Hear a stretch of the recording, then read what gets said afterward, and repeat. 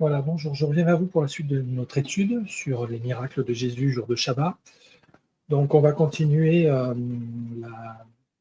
la suite donc, de l'explication du miracle de l'homme à l'esprit impur, dans lequel Jésus intervient pour la délivrance de l'homme donc possédé d'un esprit impur. Pour ceux qui prendraient cette étude, je vous invite à visionner les premières parties, donc de la partie 11a et 11b. Là, on va continuer directement donc, dans l'analyse qui concerne donc, la concordance entre ce miracle-là et l'exégèse de Genèse 2 qui donne la structure et la formule donc, du 7e jour de la création pour bien comprendre ce qui se joue au niveau de la position de l'esprit, c'est-à-dire au niveau de la position du souffle, dans la réalisation du miracle par rapport on va dire, aux fonctions du et, de la lettre et. On a vu ça dans les parties précédentes, et là on va essayer d'avancer pour voir un petit peu comment se jouent les positions donc, de l'esprit, donc de la position du souffle, dans le 7e jour, par rapport à toute la dynamique et les positions en fait de ce souffle-là par rapport aux autres. Donc, on ne pourra pas tout voir, bien entendu. Je vais en laisser pour la suite. Mais on va essayer d'avancer donc sur cette exégèse. Alors là, je vous ai mis en parallèle donc le texte ici, donc souligné en bleu, le texte moderne en hébreu du chapitre 2 donc, de la Genèse, qui est donc la description du 7e jour de la création, donc de Genèse 2 à Genèse 4.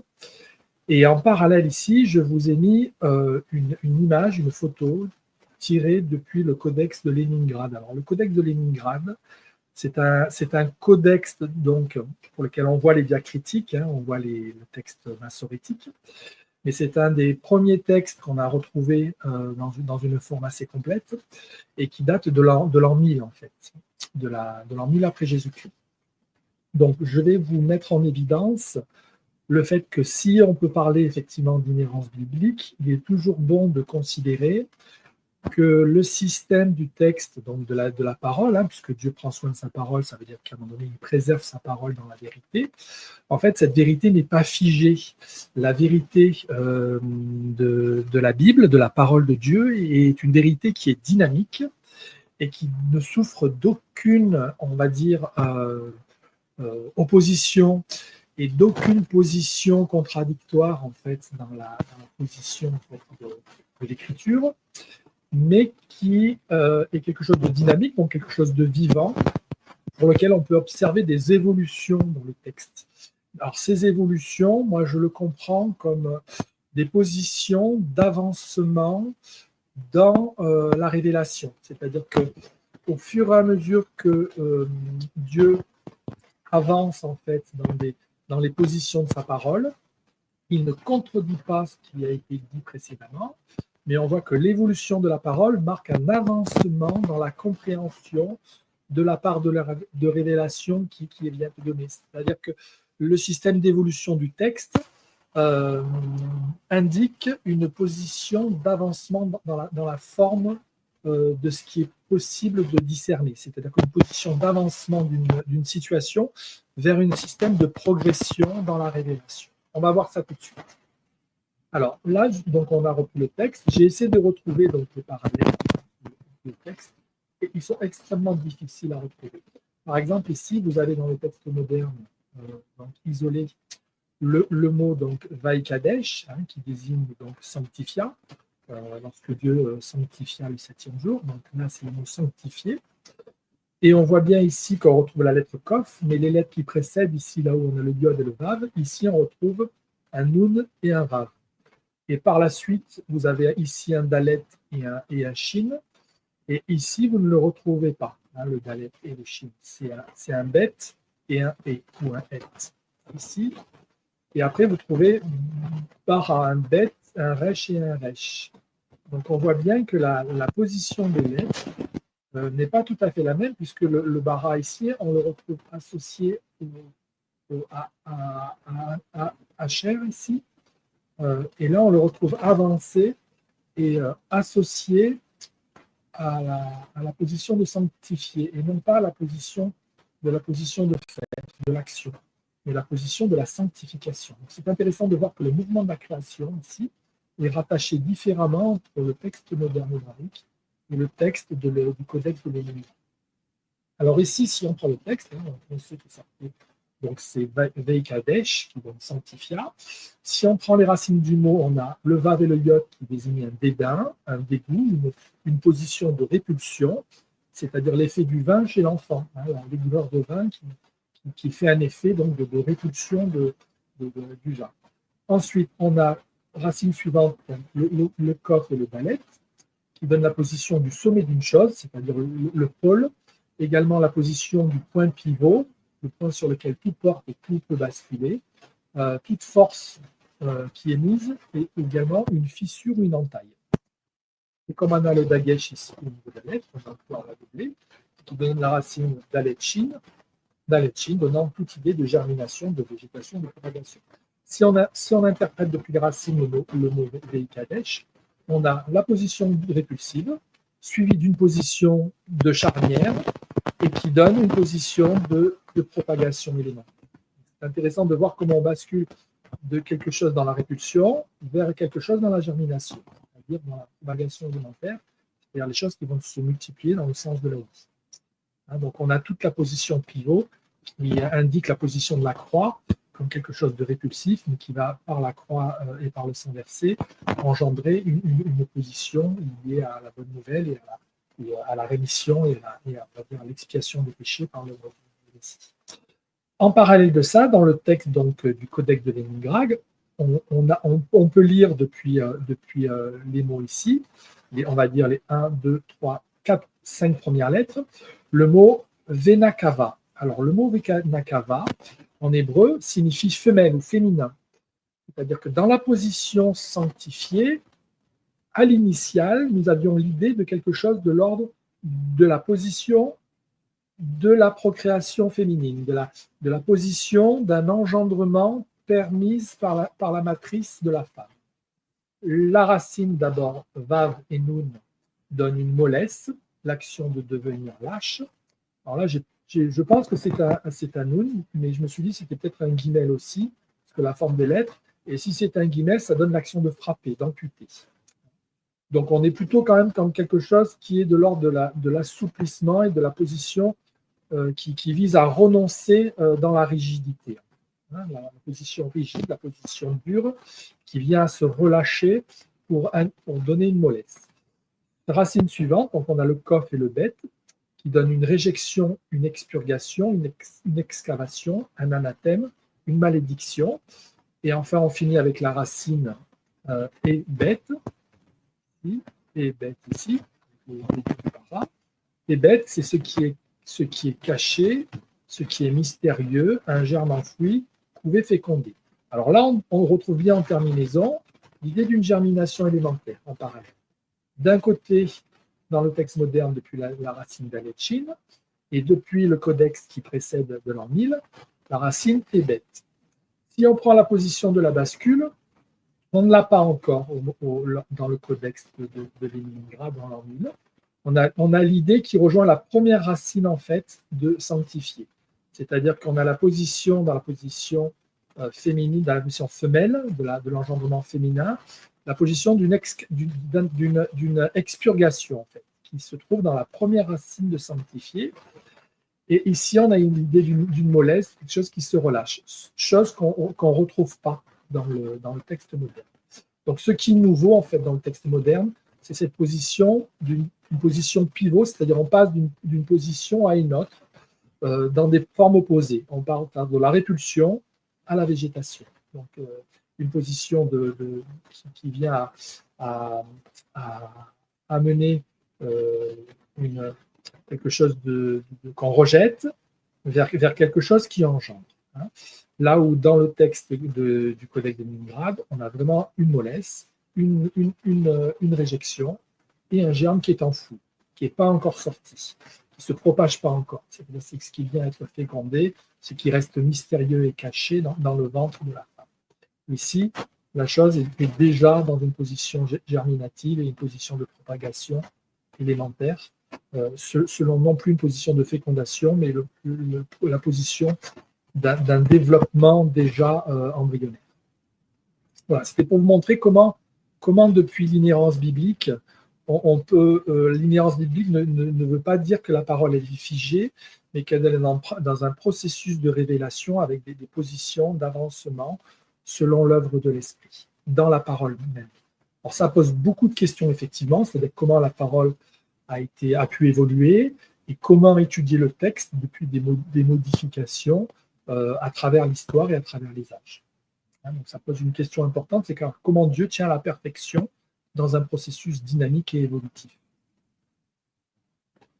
Concernant ici la suite, là, on a ici la racine donc, de l'Aleph et du Tav, qui désigne donc le commencement et la fin, qui désigne le tu, la relation réciproque, associée avec le Vav. Ça, c'est le mot qui indique le lien réciproque de relation. Là où ici, on a l'Aleph et le Tav, mais on n'a pas un Vav à la fin dans le texte du Codex ancien, mais on a un Samek et un Yod. Donc on va voir ça. Donc, dans le texte moderne, ça se traduit par ito, qui désigne avec lui, c'est-à-dire dans la position de relation mutuelle. Racine est formée de Aleph, Tav et Vav, qui donne tout ce qui est fait lien du commencement jusqu'à la fin.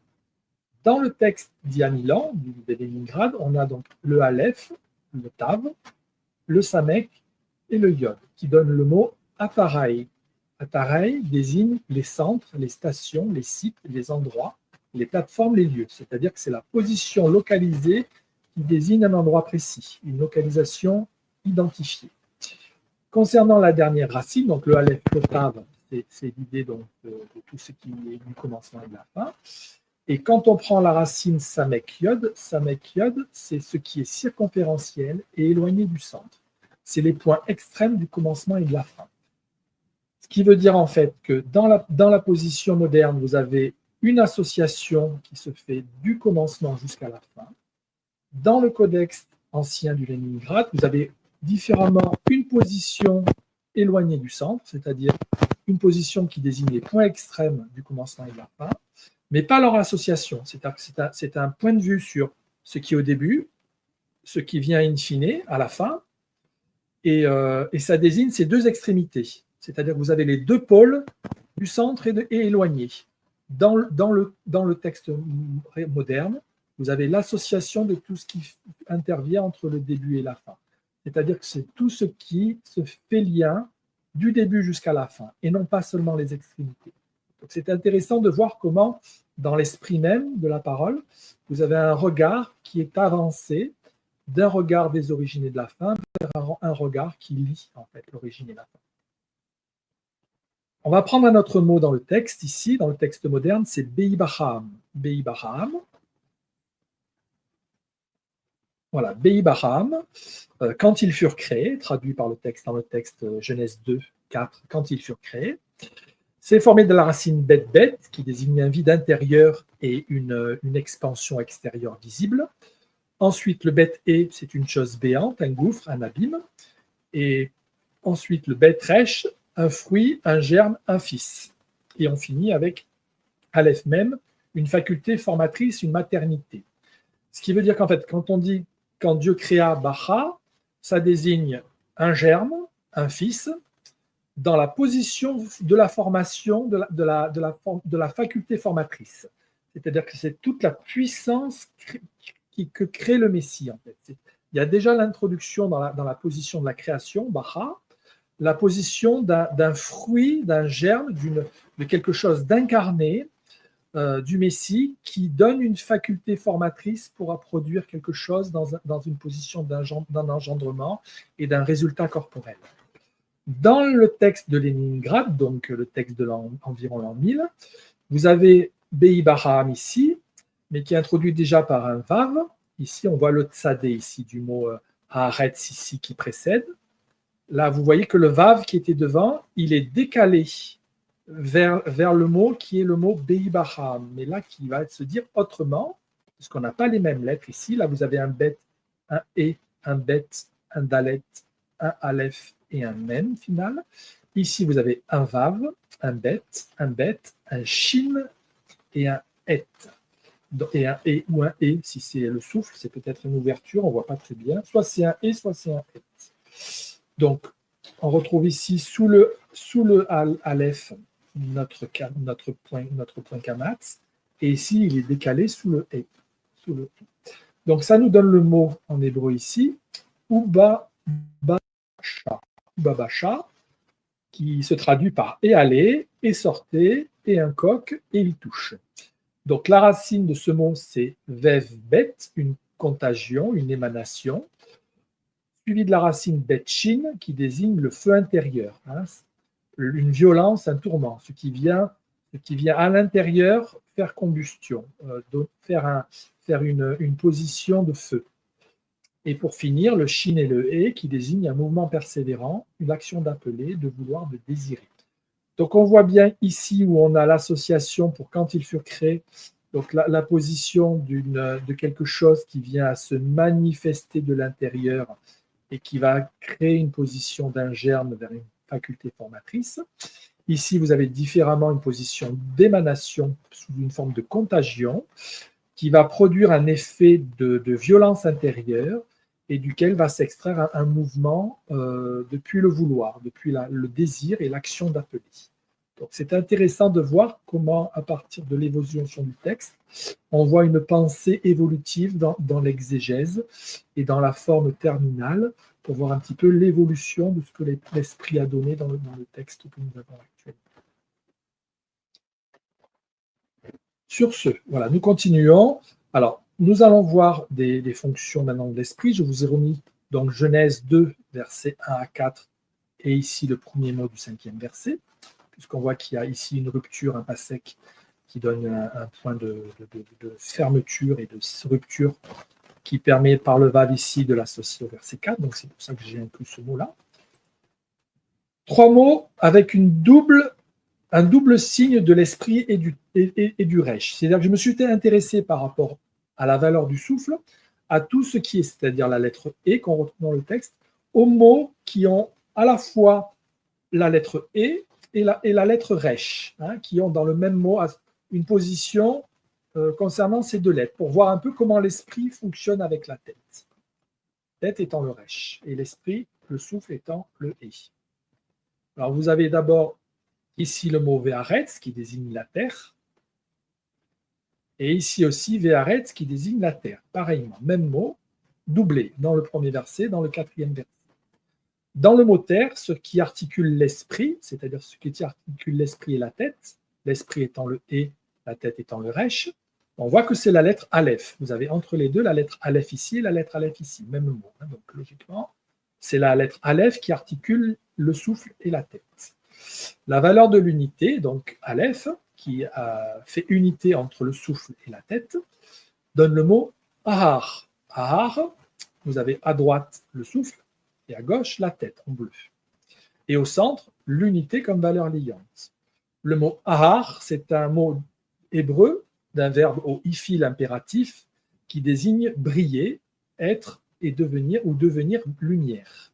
Hein, donc vous avez la position ici dans la terre, la position qui brille en fait, d'une position brillante qui est donnée selon un point de quelque chose qui devient lumière. Donc dans la terre, vous avez quelque chose de très très beau au regard effectivement du récit de la création, où la lumière est directement associée à la position de l'unité de la terre, depuis la racine ahar. Cette racine ahar, en fait, du mot briller, du verbe briller en hébreu, on le retrouve en Psaume 80, verset 4, et en Daniel 9, verset 17. Ô Dieu, relève-nous, fais briller ta face et nous serons sauvés. Et en Daniel, c'est maintenant donc, ô notre Dieu, écoute la prière et les supplications de ton serviteur, et pour l'amour de Dieu, fais briller ta face sur ton sanctuaire dévasté. Le mot ici, c'est le mot avec l'articulation du vav, Ve'aher. Ve'aher, qui veut dire éclairer, illuminer, rendre lumineux ou rendre explicite. C'est-à-dire que la position de la lumière de la Terre, c'est à la fois une position lumineuse dans la forme d'une position d'illumination, quelque chose qui devient lumineux, mais également la position intérieure de la Terre qui désigne une position explicite, c'est-à-dire les choses qui viennent à être révélées dans leur forme explicite, dans leur forme visible, en fait, dans leur forme comprise et assimilée, selon une position effectivement de vision, hein, de choses qui vient apparaître à la compréhension et à la vision. Vous avez le troisième mot, donc les deux mêmes mots, hein, Haaretz, et vous avez un autre mot qui contient également l'idée du souffle associée avec l'idée de la tête, qui est le mot donc Beibaham. Beibaham, qui se traduit par quand ils furent créés dans le texte. Alors, on va examiner ça. Beibaham, c'est quand ils furent créés. Et ce qui articule ici le souffle et la tête, ce n'est plus le Aleph, ce n'est plus l'unité, mais c'est le Bet. Alors le Bet, c'est très intéressant parce que le Bet ne désigne plus l'unité, mais c'est la valeur du 2 en hébreu. C'est la valeur qui, au niveau hiéroglyphique, désigne l'habitation intérieure, la bouche, mais plutôt dans la position, parce que la bouche est aussi une autre lettre, qui est le P, mais ça désigne en fait le lieu d'habitation intérieure, c'est-à-dire ce qui est à l'intérieur du corps pour servir le souffle, c'est-à-dire ce qui vient articuler le souffle jusqu'à la bouche au niveau de la tête. Donc cette position du bête, elle est intéressante parce qu'effectivement la bouche, c'est à la fois la position du souffle et la position du fait de recevoir, d'articuler les mots, des lèvres, de la langue et de tout le système effectivement de locution par lequel sort le son. Donc la valeur du bête suit la valeur de l'unité de la terre en Beibaham, puisque la valeur de la création se retrouve dans le mot Baham, Baha ici, Baha, B-R-A. Donc, si vous prenez le mot de la racine concernant ces trois lettres, c'est-à-dire le E, le Bet et le Resh, vous avez le mot en hébreu qui forme le mot Ibar ou Aber. Ça va dépendre des vocalises. Donc le mot Aber, vous avez à droite donc le souffle et à gauche la terre. Et au milieu, l'habitation. L'habitation dans la position de l'habitation intérieure, c'est-à-dire ce qui est à l'intérieur de la maison. Donc la valeur doublée ici du bet, donc vous avez deux lettres bet de l'alphabet hébreu comme une valeur liante, de souffle et de la tête. Héber en hébreu, ça veut dire sauvage, c'est-à-dire que la bouche, depuis le souffle et depuis la tête, c'est ce qui est sauvage, c'est-à-dire ce qui est dans une position qui demande à être dompté. Autre manière de traduire sauvage en hébreu, où ça serait féroce. Et le mot féroce en hébreu, ça veut dire pareil.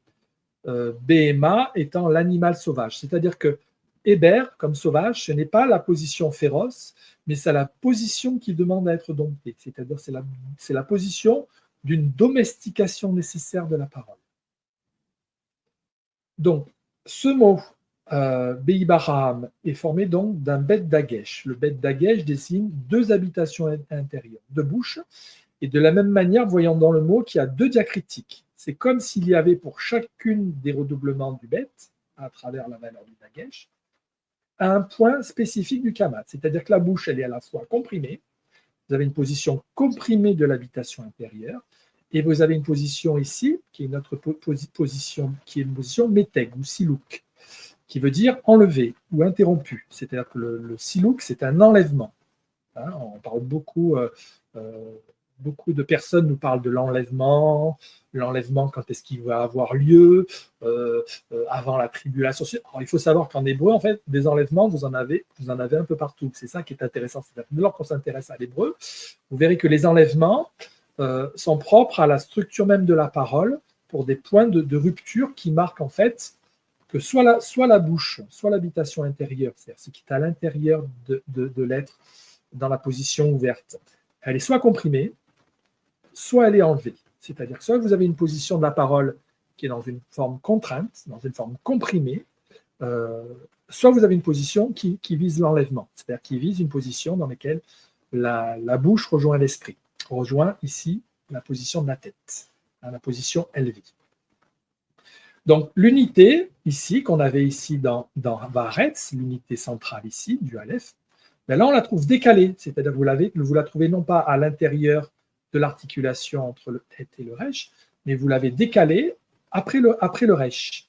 Donc, après la position de la tête, vous retrouvez l'unité. C'est comme si la parole venait s'intercaler dans la position de la terre de l'unité pour donner une position, on va dire, double et domestiquée, nécessairement domestiquée, pour être enlevée, mais ça se fait dans une forme de compression. C'est-à-dire que l'enlèvement nécessite en fait que vous conteniez la parole. La parole, vous en fassiez quelque chose de contenu et de maîtrisé, c'est-à-dire que vous la comprimez, non pas pour la réprimer, mais au contraire pour la contenir.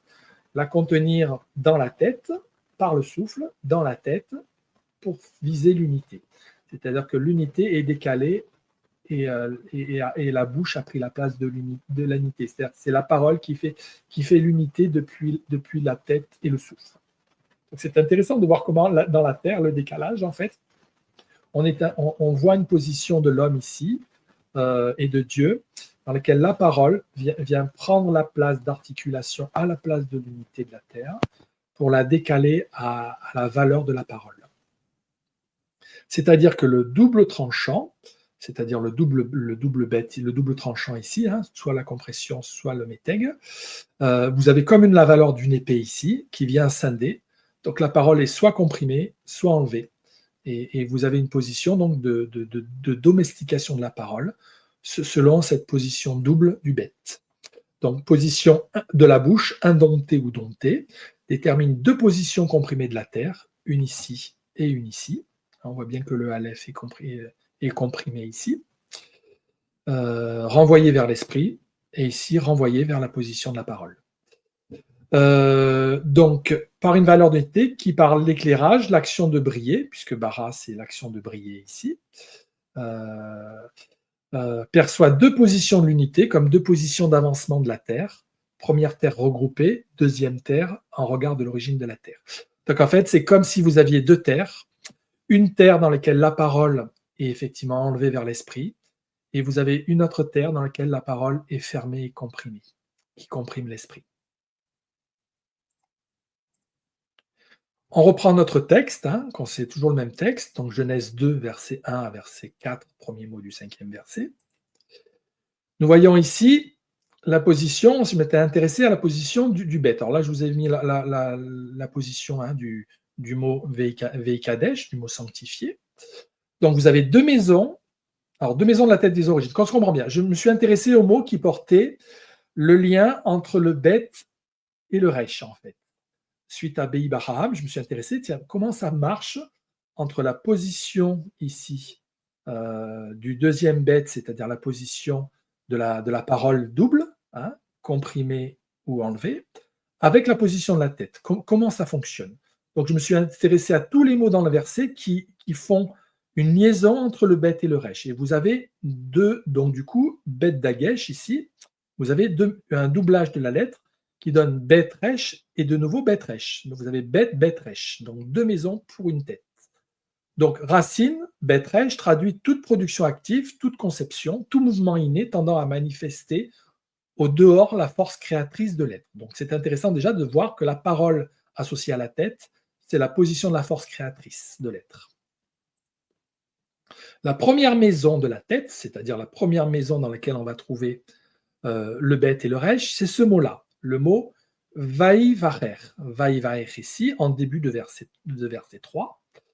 Vaïvarer, ça donne Dieu béni, c'est-à-dire c'est la position dans laquelle Dieu donne sa bénédiction, hein, dans le 7e jour. Donc Dieu bénit, bénit Dieu les jours du 7e, voilà, jusqu'à la sanctification. Donc la bénédiction est donnée ici à travers ce mot, hein, Veivarer, et c'est un lieu en réceptacle ici, en terminaison, vous avez la force créatrice de l'être depuis la manifestation du Nun final qui désigne le Messie. Avant cette bénédiction, hein, donc avant l'action de bénir, ici, vous avez le mot assa, qui est la position de faire, de construire, d'effectuer, de prendre une responsabilité. C'est-à-dire qu'ici, quand il est dit au niveau de toutes les œuvres, quand Dieu fait toutes les œuvres, en fait, au 7e jour, il va confirmer l'alliance. Cette confirmation d'alliance va se faire dans une position ratifiée. Et dans le mot suivant, la bénédiction vient. C'est-à-dire que c'est depuis la confirmation de l'alliance et sa ratification que la position, en fait, de la bénédiction de Dieu est engagée dans le verset suivant. Donc, c'est super intéressant de voir combien la parole ici est la tête, c'est-à-dire la position haute et élevée de la tête, associée à la position intérieure de la bouche, de la maison intérieure, vient donner une position, en fait, depuis une confirmation d'alliance vers une position de bénédiction de Dieu. La deuxième maison, elle se situe après la position tranchée ici. C'est dans Bei Baham ici. Donc, vous avez ici dans le mot Bei Baham, déjà la valeur de Baha. Bei Baha. On voit Baha, c'est Bet Resh Aleph, ce qui donne le mot Baha. Comme quand on a dans le Genèse 1.1, Bereshit Baha Elohim. Dieu, au commencement, Dieu créa, Dieu créa c'est Baha. Et vous avez déjà Baha dans Bereshit, Beche. Donc Baha. Vous avez déjà la position créatrice qui associe la parole avec la tête et l'unité. Donc l'unité de la parole, la tête au milieu. La tête pour articuler entre l'unité et la parole. Deuxième maison de la tête, c'est Baha. Baha, l'action de créer, la force créatrice, l'unité en visée finale de la création. Donc, puisqu'on a le Aleph après le Bet, l'intérieur, la bouche, la parole et la tête. Donc, avant cette création, donc on a la position liée, associée de la confirmation de l'alliance. C'est-à-dire que ici, vous avez une première position dans laquelle vous avez précédemment une bénédiction qui est donnée et une position ici des cieux et de la terre dans laquelle on a une confirmation ici, quand ils furent créés, une position de confirmation doublée de la parole, d'une position qui confirme la création dans une alliance, dans une position d'alliance par la parole. Si vous levez l'esprit de ce qui contient les maisons de l'esprit, je considère que Bei Baraham, en fait, qui s'est traduit comme quand ils furent créés, c'est les maisons de l'esprit, c'est les positions intérieures de la création, en fait. Donc, l'esprit qui contient les deux maisons de l'esprit, les maisons de la tête, la création, vous obtenez ceci. C'est-à-dire que si vous enlevez le « et » ici, la position de l'esprit, vous passez de Bei Baraham à la position du souffle en moins, c'est-à-dire du « et » en moins ici, si vous levez l'esprit, et vous obtenez le mot Babram. Le mot Babram, vous voyez, on a 4 maisons. 2 dagesh ici, sous le bet, 2 dagesh ici, dans le bet. Donc, un bet, un bet, un bet, un bet. 4 bêtes qui désignent 4 maisons de la création. Dans l'ouverture de l'esprit, qui vient articuler les maisons 2 par 2. Donc là, c'est une création bête-bête, c'est une création qui indique un vide intérieur, une boursouflure extérieure. C'est comme si vous enleviez en fait à la création une position d'esprit qui va créer un enflement d'une chose vide en fait. C'est-à-dire que la création vient à s'épandre dans le vide en fait. Donc si vous enlevez l'esprit à la parole. Tout vide intérieur, boursouflure extérieure, la vacuité du monde, l'inanité, le caractère vain et désolé de tout ce qui paraît à l'existence. Et si après avoir enlevé l'esprit à Bei Baraham, vous enlevez de nouveau en fait le resh, la tête, vous avez un mot qui forme le mot babam. Et le mot babam ou bam, ça désigne tout simplement la vacuité de tout le collectif universel. C'est-à-dire tout ce qui est créé se projette dans le vide. C'est le monde, la mer, dans une position de vacuité totale, c'est-à-dire une position complètement inerte, et une position complètement morte en fait. C'est-à-dire que c'est une position collective qui est dans une position universalisée dans le vide en fait. Voilà. Donc c'est intéressant de voir combien chaque lettre ici porte une position d'articulation entre les maisons pour éviter que la parole soit morte, la parole soit privée de son souffle et la parole soit privée de son intelligence, de ce qui articule la tête, et donc toute la parole. Voilà, donc je reviendrai vers vous pour la suite de l'étude. On a fait un bon petit bout. Je voulais vraiment vous montrer ce soir la position donc, de l'évolution du texte, comment l'esprit et la parole, selon effectivement le texte, l'inhérence est quand même confirmée par des positions d'avancement de la révélation, et comment l'esprit marchait avec la tête et marchait avec la bouche. Cela rejoint le miracle de Jésus, dans lequel effectivement Jésus va faire sortir l'esprit impur de cet homme, c'est-à-dire qu'il va donner une position de l'esprit impur qui va quitter la tête de cet homme pour rétablir l'unité par la parole, l'unité de la bouche, qui va permettre de resituer la position de la tête de cet homme-là, articulée avec la position de son esprit. C'est-à-dire que l'esprit en étant chassé, l'esprit impur en étant chassé, vous gardez une position donc en fait du souffle du Messie, qui va venir réintroduire par la position de sa bouche qui est conservée, c'est-à-dire du bête qui est maintenu, la parole, une position articulée avec l'esprit qui va resituer l'homme dans sa propre raison et dans sa propre tête, en concordance avec l'esprit qui vient être réintroduit par le Messie. Voilà. C'est ce que j'ai voulu vous montrer à travers l'herméneutique donc, du texte, de la concordance entre le miracle de l'esprit impur et donc avec l'exégèse du récit donc de la création, 7e jour. Voilà. Je vous dis à très bientôt pour la suite de notre étude.